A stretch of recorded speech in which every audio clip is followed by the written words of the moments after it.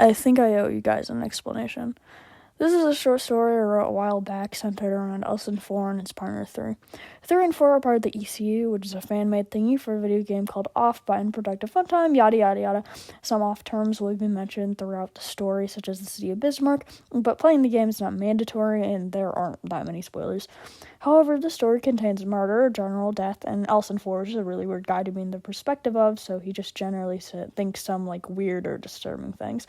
And I understand that his undefeatable love for his boyfriend can carry some obsessive attributes, which also makes some people uncomfortable too. But this is just something that I wrote for funsies, and I really hope that you enjoy it. Now, where was I?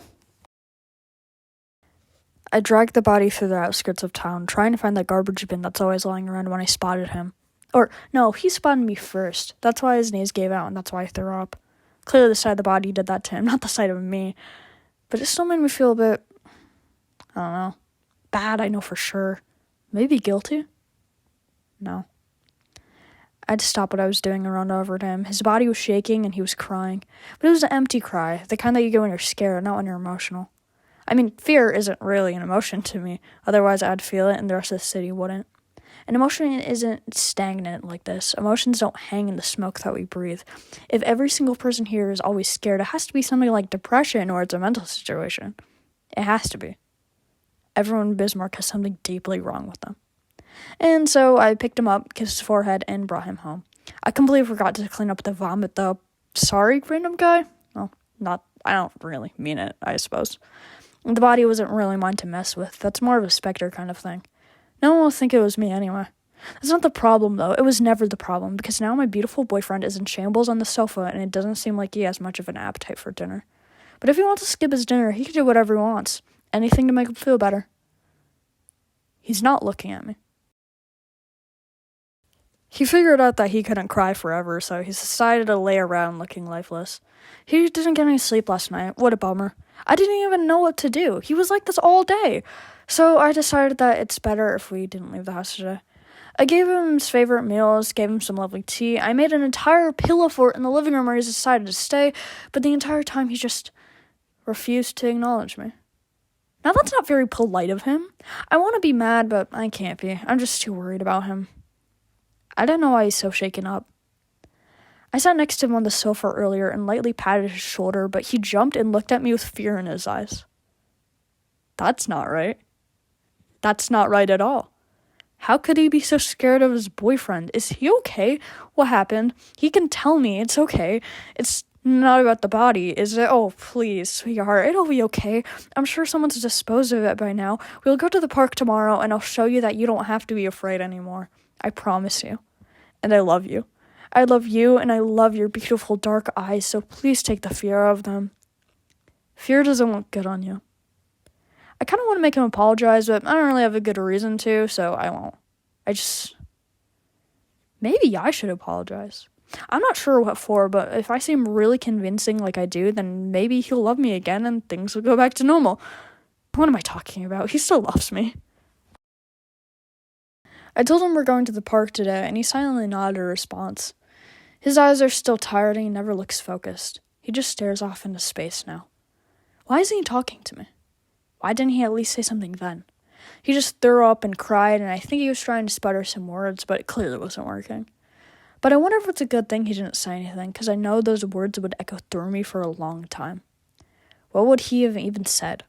What are you doing? Why are you here? I'm so confused. Let's go back to the house and forget about this. Need some help? He wasn't angry with me, was he?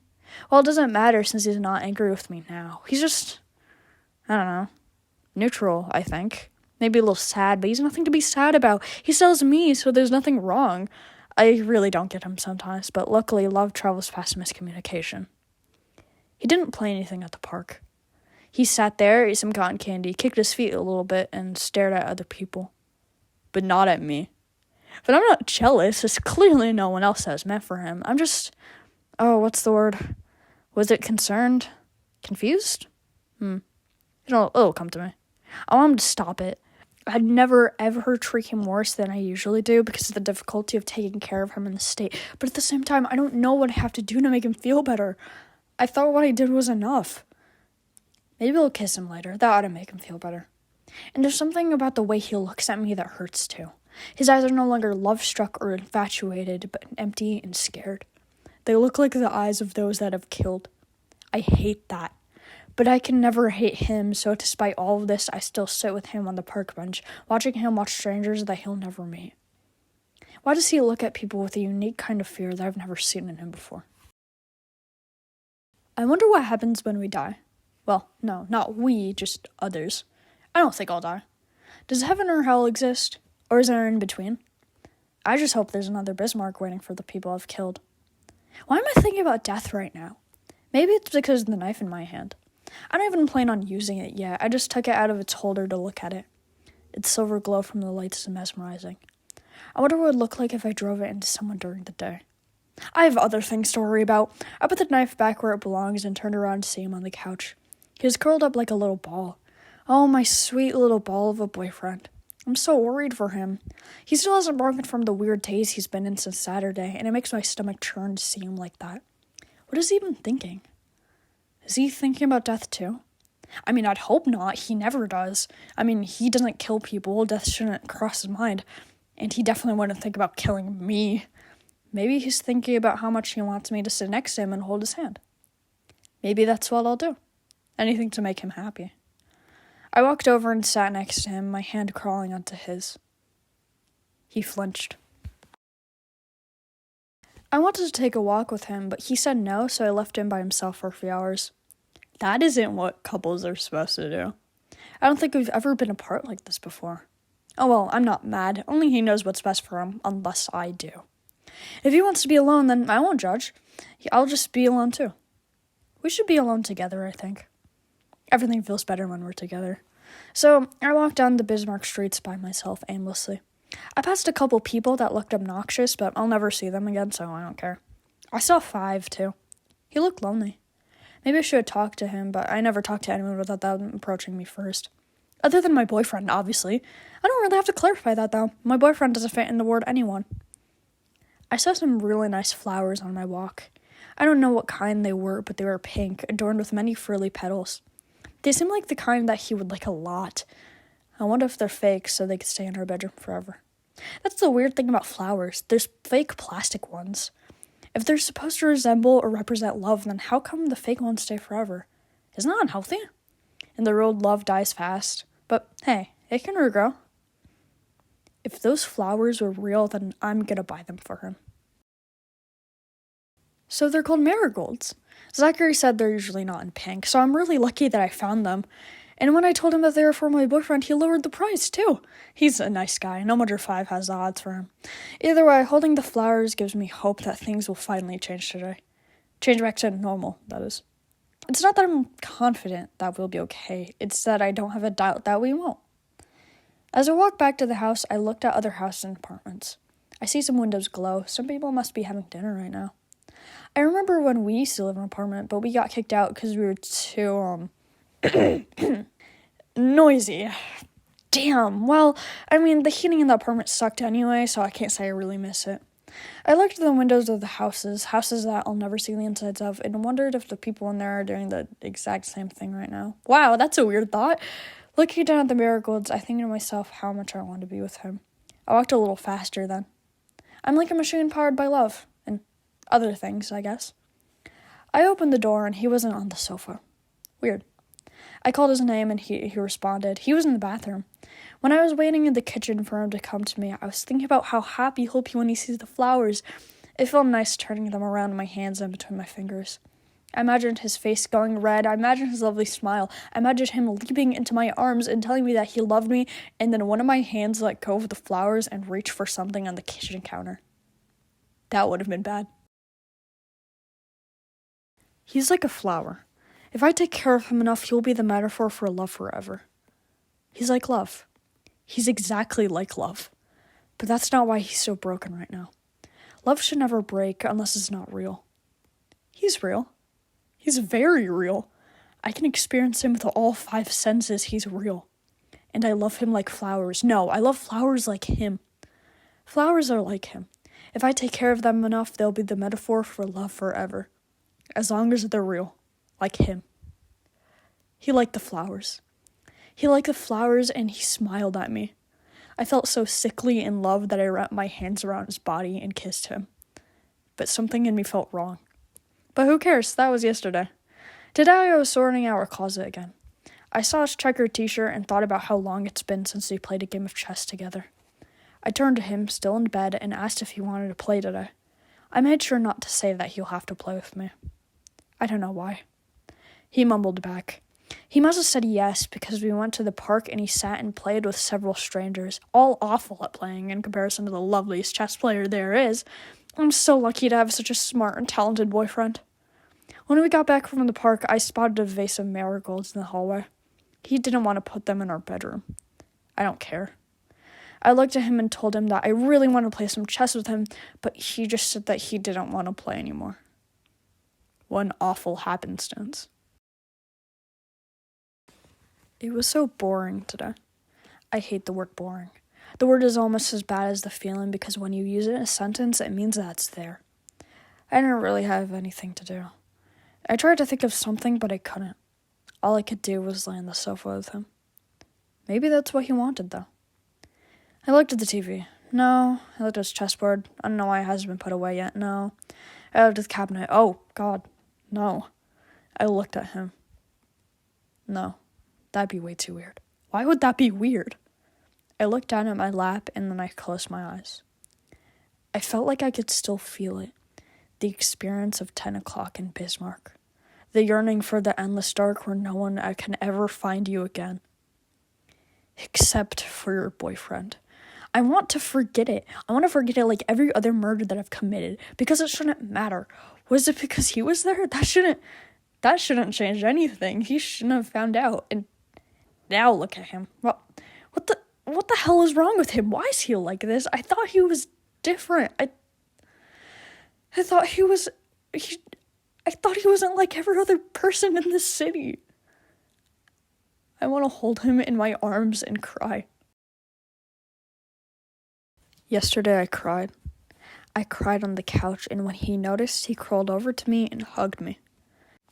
He whispered in my ear, Hey, shh, sweetheart, it's okay.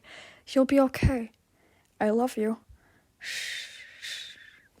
And I cried so much that I fell asleep shortly afterward.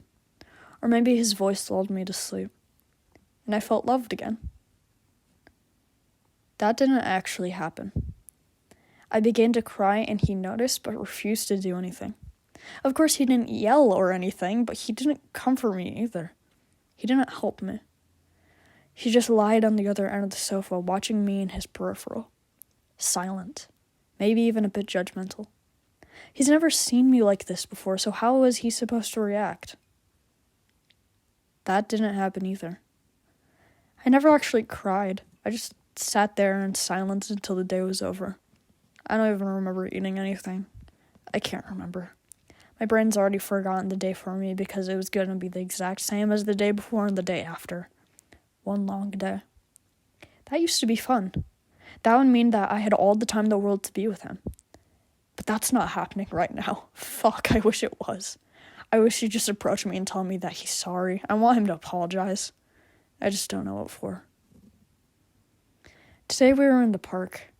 While we were walking, I decided to hold his hand and interlace our fingers. I miss doing that. I'm glad I can now.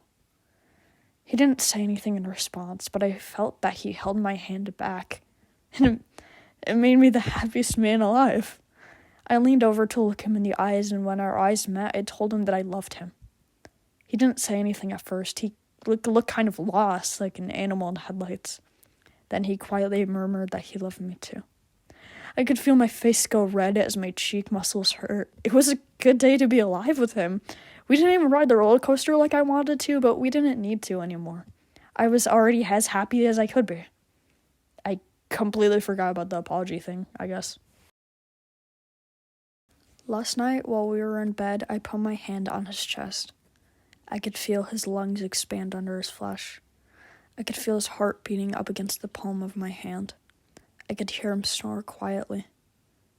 It was a wonderful feeling, existing. I couldn't sleep much last night. Today we were at the park again. He finally said yes to playing the balloon popping game. It made me so happy to know that he still liked playing games with me. I missed him. That's a weird thing to say. How can I miss someone that's been with me the whole time? But I want to forget stuff like that. I let him beat me in the game again. It made him happy. He actually smiled and hugged me. Oh, my funny and adorable boyfriend. When we were walking towards the roller coaster, I made sure to wrap my arm around him, to show that I loved him. I think he got the memo because he leaned his head onto my shoulder. I love him more than anything in the world. We started talking to each other and saying niceties and whatnot. He became comfortable being with me, like it always should have been. As always, love prevails longer than any doubt or fear. We were chatting amongst ourselves and I could hear Five say, "Get a room," behind us, and usually comments like that would annoy me, but this time it felt good. It felt good to be back. But I can't forget Saturday. Thank you if you were watched this far. If you got to this point, thank you for listening. I really appreciate it. I really hope you liked it. Special thanks to Vamp, aka Blood Screws, for indulging in this story and basically the rest of the ECU with me. And I want to say so much more to them, but this video is public, so whoopsies. Special thank you also to Kazoo, my sister. It's for just thanks. You're very cool. Thank you. Amen. And a bonus thank you for my dad and his ex-girlfriend for listening to the story and barely understanding a single word and still being like, wow, that's very cool. I don't know, that's very nice of them.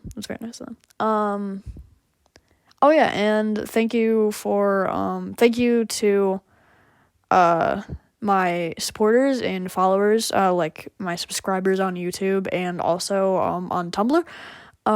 Thank you guys. You guys mean a lot, and yeah.